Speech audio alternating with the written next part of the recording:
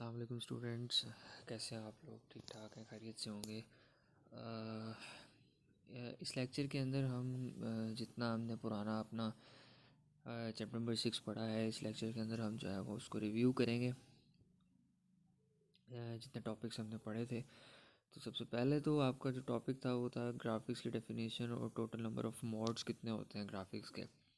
ठीक है, तो सबसे पहले ये पेज नंबर जो है आपके पास सामने लिखा हुआ है, इसमें जो आपके पास डेफिनेशन है वो है graphics is an art to design and produce the pictorial representation of information. The facility is provided in almost all of the variants of the basic language. ठीक है, बेसिकली आपको जो है वो डिफरेंट किस्म के ग्राफिक्स जो है वो सपोर्ट करती है। ग्राफिक्स जो होते हैं वो आपको किसी भी किस्म के डिज़ाइन जो है वो कोई भी तस्वीर की शक्ल में मिलते हैं। ठीक है, हर दफ़ा जो है वो तस्वीर की शेप चेंज होती है तो ग्राफिक्स भी चेंज होते हैं। ठीक है, कोई डार्क होती है, कोई डल होती है, तो ग्राफिक्स बेसिकली जो है वो आपको कलर्स दिखाने का जो है वो नाम होता है बेसिकली, कि जितने भी आपको कलर्स दिखते हैं वो सारे के सारे ग्राफिक्स होते हैं। ठीक है, इसके अंदर जो आपके पास मोड्स होते हैं GW बेसिक के अंदर, वो 3 मोड्स होते हैं: text mode, medium resolution mode और हाई रेजोल्यूशन ग्राफिक मोड। ठीक है, इन तीनों के अंदर बारी बारी उन्होंने नीचे आपको जो है वो डिफ़ाइन किया हुआ है कि टेक्स्ट मोड के अंदर सिर्फ आपको टेक्सचुअल डाटा यानी टेक्स्ट नज़र आता है, या कोई भी लाइन डॉट वगैरह आपने ड्रॉ करना हो तो वो नज़र आते हैं। उसके बाद मीडियम ग्राफिक मोड के अंदर जो है वो आपको ड्राइंग्स वगैरह हल्की फुल्की ड्राइंग सपोर्ट करती हैं। ठीक है, और जो हाई रेजोल्यूशन है ग्राफिक मोड, उसके अंदर जो है वो आपको जो आपकी रेजोल्यूशन होती है, जो आपकी क्लैरिटी होती है ग्राफिक्स की, वो और ज़्यादा क्लियर हो जाती है, बढ़ जाती है। ठीक है, ये सारी की सारी चीज़ें बेटा डिपेंड करती हैं आपके पिक्सल्स के ऊपर। ठीक है, जितने पिक्सल्स आपके क्लियर होंगे, क्लोज होंगे एक दूसरे के, उतनी ही रेजोल्यूशन, उतने ही ग्राफिक्स आपको क्लियर नज़र आएंगे। ठीक है, तो ये मैं आपको लास्ट टाइम लेक्चर के अंदर भी बता चुका हूँ, बोर्ड पे भी सब जा चुका हूँ कि जो आपके पास ग्राफिक्स बनते हैं वो पिक्सल्स से मिलके बनते हैं। ठीक है, और पिक्सल्स मिलके बनाते हैं आपकी रेजोल्यूशन। ठीक, तो जितने क्लोज पिक्सल्स होंगे, जितना पिक्सल्स का साइज़ छोटा होगा, आप इस तरह एग्जांपल के अंदर देख भी सकते हैं कि मीडियम रेजोल्यूशन के अंदर जो आपके पास पिक्सल्स हैं वो बेटा आपके पास आ रहे हैं 320 columns by 200 rows of pixels. ठीक है, और उसके अंदर जो है वो ग्राफिक्स जो आपके पास आ रहे हैं हाई रेजोल्यूशन में, वो आ रहे हैं 640 मल्टीप्लाई बाय 200 पिक्सल्स। ठीक है, तो जितने आपके जो पिक्सल्स होंगे, जितने एक दूसरे के क्लोज होंगे, उतनी आपकी जो है वो ग्राफिक आपको क्लियर नज़र आएंगे। ठीक, उसके बाद टोटल नंबर ऑफ जो स्क्रीन्स होती हैं वो आपके पास बेटा 13 स्क्रीन्स ग्राफिक मोड्स होते हैं। ठीक है, तो जब भी आपने कोई भी ग्राफिक बनाने होते हैं तो आपको सबसे पहला काम क्या करना होता है, आपको अपनी स्क्रीन सेलेक्ट करनी होती है। ठीक है, हर स्क्रीन को डिफरेंट ग्राफिक जो हैं वो सपोर्ट करते हैं। वो डिपेंड करता है कि आप स्क्रीन, और जब आप GW बेसिक में एंटर होते हैं, जैसे लास्ट टाइम मैंने आपको बताया भी था लेक्चर के अंदर, जब GW बेसिक के अंदर एंटर होते हैं तो बाय डिफ़ॉल्ट जो आपकी स्क्रीन सेलेक्टेड होती है वो कौन सी होती है, आपकी स्क्रीन ज़ीरो होती है। ठीक है, यहाँ पे लिखा भी हुआ है, the screen statement is commonly use to select the screen mode appropriate for the particular display hardware configuration. For example, the supported hardware configuration like IBM monochrome display and printer adapter MDPA जो होता है आपका with the mode 0 is used to connect only the monochrome display. monochrome का मतलब होता है सिर्फ एक सिंगल कलर यानी ब्लैक एंड वाइट। ठीक है, यानी कि जिसके अंदर आपके पास एक बैकग्राउंड कलर होगा और एक फोरग्राउंड कलर होगा। यानी बैकग्राउंड अगर आपका वाइट है तो उसके ऊपर जो है वो आप ब्लैक मार्कर से लिख रहे हैं तो मोनोक्रोम आपको चीज़ें नज़र आती हैं, एक कलर नज़र आता है। ठीक है, डिफरेंट किस्म के आपके पास स्क्रीन मोड्स होते हैं, यहाँ पे लिखे हुए हैं स्क्रीन 0 है, 1 2 7 8 9 और 10 है। हर स्क्रीन के ऊपर जो है वो डिफरेंट आपके पास मोड्स चलते हैं। हमने जो 3 मोड पढ़े हैं, जिसके अंदर आपके पास जो है वो टेक्स्ट मोड है, जो है वो मीडियम रेजोल्यूशन और हाई रेजोल्यूशन, वो इन्हीं स्क्रीन्स के ऊपर चलता है। ये नीचे उन्होंने बताए भी है, डिस्क्रिप्शन में भी बताया हुआ है कि जो आपके स्क्रीन मोड्स हैं 0 1 2 और 7, और फिर 8, 9, 10, 11, 12 और 13। मैंने जैसे आपको बताया कि टोटल नंबर ऑफ स्क्रीन्स कितनी होती हैं आपके पास, 13 स्क्रीन्स होती हैं। तो उसके अंदर जितने जितने कलर्स सपोर्ट करते हैं, जितनी जितनी चीज़ें आती हैं, वो सारी की सारी यहाँ पे जो है वो आपको मेंशन्ड हैं।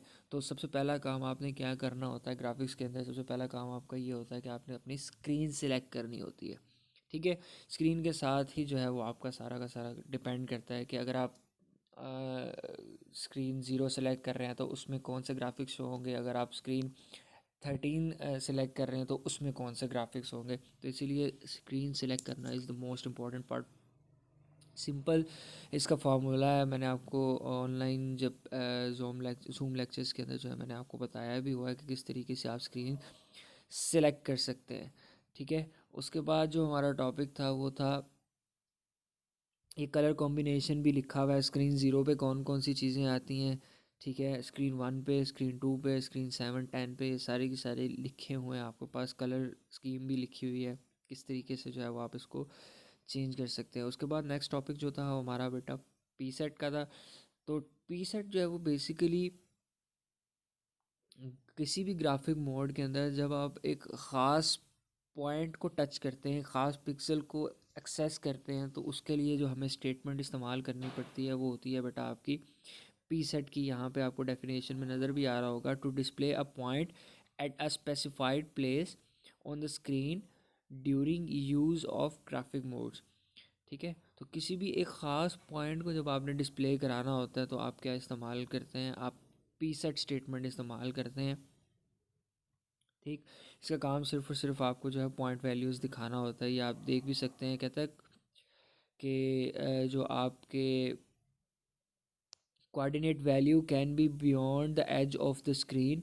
However, values outside the integer range, यानी which is -32,768 to +32,767 causes an overflow error. जब आप उसकी रेंज से बाहर चले जाएंगे तो आपको एरर दे देगा, कौन सा, ओवरफ्लो एरर दे देगा। ठीक है, इसी तरीके से जो है वो आपने उस पी सेट स्टेटमेंट को इस्तेमाल करना है।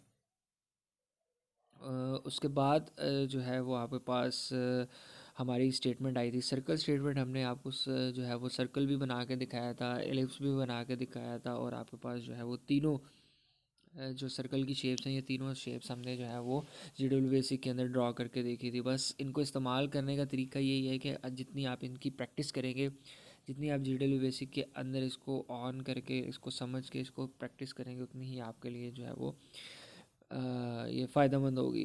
तो सर्कल स्टेटमेंट के अंदर बेसिकली जो है वो आपने सर्कल ही बनाना होता है। ठीक है, इसके अंदर जो आपको सिंटैक्स नज़र आ रहा है उसमें आपको उन्होंने सारी चीज़ें बताई हुई हैं, सर्कल के कोऑर्डिनेट्स, उसका रेडियस, उसका कलर, स्टार्टिंग और एंडिंग पॉइंट और एस्पेक्ट्स, तीनों चीज़ें बताई हुई हैं। आप एग्जांपल के अंदर भी देख सकते हैं। एग्जांपल नंबर 1 अगर आप देखें तो स्क्रीन 1 उन्होंने सबसे पहले सेलेक्ट की, जैसा कि मैंने आपको स्टार्ट में बताया कि you have to select the screen for appropriate, जो है वो आपके पास क्या उसको कहते हैं, फॉर अप्रोप्रिएट ग्राफिक्स। ठीक है, तो सर्कल जो है वो आपको स्क्रीन 1 पे भी बनता है, स्क्रीन 2 पे भी बनता है, इट डिपेंड्स कि आप इन ग्राफिक्स को देके चलते हैं। ठीक है, तो सबसे पहला काम जो है वो एग्जांपल नंबर 1 में देखें कि आपने स्क्रीन सेलेक्ट की, स्क्रीन 1।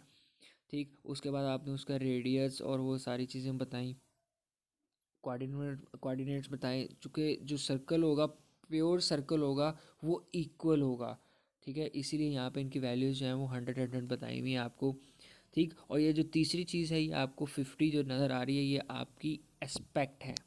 ठीक है, इसमें एक और नंबर अगर आप ऐड कर दें तो उसमें आपका जो सर्कल होगा वो कलर जो है वो आपका ऐड हो जाएगा।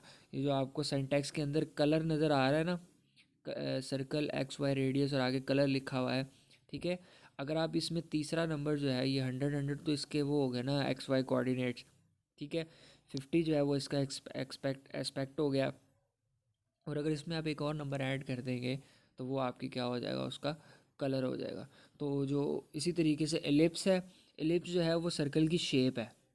ठीक है, सर्कल जो है वो ओवल शेप में भी आपको नज़र आएगा, सर्कल जो है वो आपको और डीप ओवल शेप में भी नज़र आएगा। तो इसको जो है वो हम एलिप्स का नाम दे देते हैं। ठीक है, उनके लिए जो वैल्यूज़ यूज़ होती हैं वो भी आपको नीचे नज़र आ रही हैं।